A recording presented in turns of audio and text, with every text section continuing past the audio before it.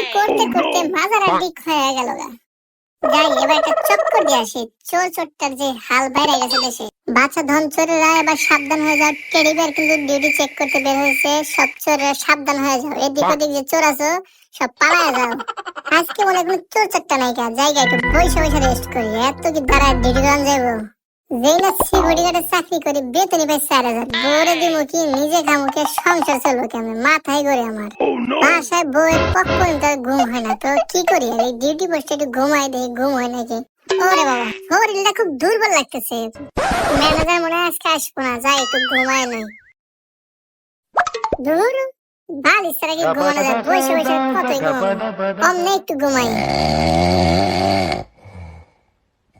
Teddy কি ঠিকঠাক মতো ডিউটি করতেছে নাকি দেখি তো চেক করে।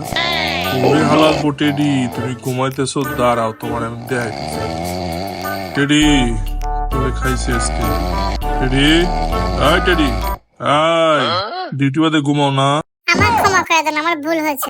ওঠ, তোর কোনো ক্ষমা নেই আজকে। আজকে মতো ক্ষমা কম যায় না। কান ধর উঠবস কর। ম্যানেজার সাহেব, এবার মতো ক্ষমা করে দেন ম্যানেজার সাহেব, আর জীবনে ডিউটি পোস্টে ঘুমাবো না। উঠবস কর টেডি। ম্যানেজার ভুল হয়েছে তো কইলাম, আর জীবনে করবো না, বাপের জন্য জীবনে ডিউটি পোস্টে ঘুমাবো না। লাস্ট বারের মতো আমার ক্ষমা করে দাও। আচ্ছা আচ্ছা ঠিক আছে, যা, আজকে মতো ক্ষমা করলাম। আর শোন, তুই কিন্তু আজকের দিনে কোনো বেতন পাবি না। ঠিক আছে ম্যানেজার, তুমি যদি বেতন না দাও আমি চাকরি করবো না, যাও, আমি আর চাকরি করবো না।